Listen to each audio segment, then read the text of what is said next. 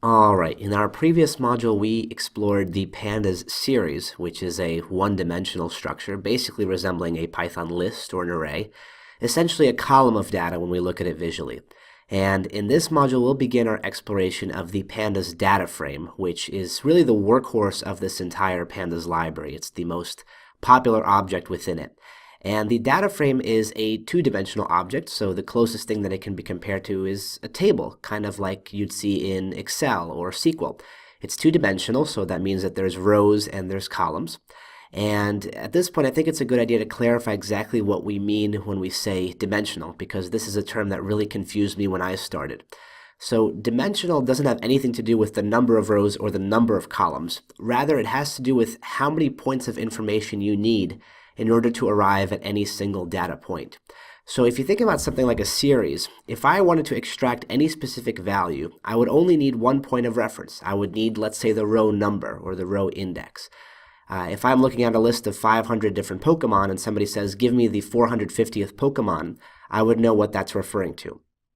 In comparison, if you look at something like a table that has rows and columns and somebody says, give me the value from row 450 or give me the value from column 4, simply one detail by itself, one point of reference by itself, does not tell us how to arrive at any point in the table. We need the intersection. We need the specific row and the specific column in order to arrive at any valid data point within that table structure.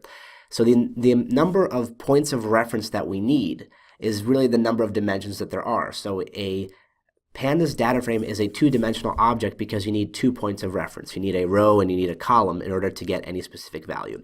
And we'll dive into this plenty of times as we proceed throughout this module and all of the upcoming modules as well.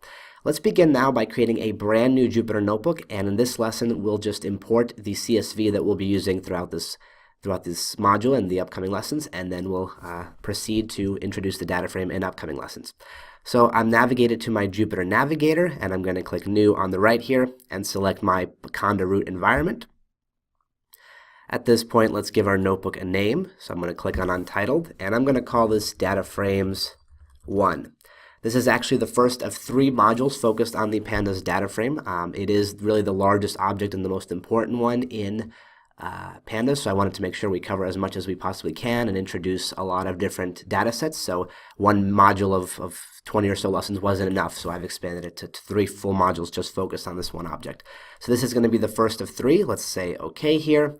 And of course, we can't work with pandas until we import it. Let's do that with the import keyword, import pandas as PD to assign it an alias. I'm going to hold Shift, press Enter here to execute and import my pandas. At this point, I'm going to press Escape to bring us into command mode and hold my B key a bit just to create some cells at the bottom. This is highly recommended whenever you create a notebook, just so there's no issues with things like scrolling. Usually when you have a few empty cells to work with below your current output, you don't have things like accidental scrolling up and down. So I've created a few cells here, and let's take a look at the data set that we'll be using throughout this module. So I'm going to use my pandas library in PD. I'm going to call our familiar read CSV method, open my parentheses because it is a method, and the CSV in this case is called nba.csv. So in this case, we don't have to use the squeeze parameter or anything else because we want to import the entire CSV file, and we want it to be rendered as a table, which is the default option of the read CSV method. So let's take a look at this data set. So this is actually a collection of every player in the NBA, that's the National Basketball Association, I think for the 2015 to 2016 season. So in every row we have the name of the player, the team they played on, their number, which is their jersey number or their team number. We have their position, which is one of 5 values. We have their age, their height, their weight, the college they attended, and their salary for that year. You'll notice a couple interesting things about this data frame, and we'll take care of some of these problems later. First, you're going to see these NaN values start to pop up. These basically mean blank or null or missing or empty values. Basically, whenever you see NaN, that's the pandas designation to indicate that that cell is missing a value. If I were to open this CSV file in something like Excel, this cell right here would simply be blank. Pandas prefers to not go with the direct blank approach and just specifically write the NaN designation for all empty cells. So you can see one example here, you can see one example here, and I just tossed in an additional problem intentionally in this data set just to make things fun. If I scroll down all the way to the bottom here, you'll see that we have a row of nulls or empty values at the very bottom of the data set for every single column. And that's going to throw some kind of issues into the data. I'll talk about that shortly. Before I do that, though, I just want to point out that the structure of this is very similar to a series. We have the first 30 rows presented here, followed by a ellipses, which indicates that that part has been cut out or truncated. And then finally, we conclude with the last 30 rows of our data set. Similarly to a series, the index here is being generated automatically because we didn't specify what column to use as the index in our read CSV method. So this is not coming from the CSV, this is coming directly from pandas. And as we scroll down, we see that there are 458 rows, so the last index position ends at 457 and starts at 0. So a final note, and then one more thing we have to do. You'll notice that things like the age column and the weight column are represented as floating point numbers. If you were to open the CSV in Excel, what you'd see is that these numbers are actually being stored as integers, so there are no decimal points, there are no floating points. The reason that Pandas does this is if there are any NaN or null values within a column, especially a numeric column, Pandas has to default to floating point in order to be able to store them.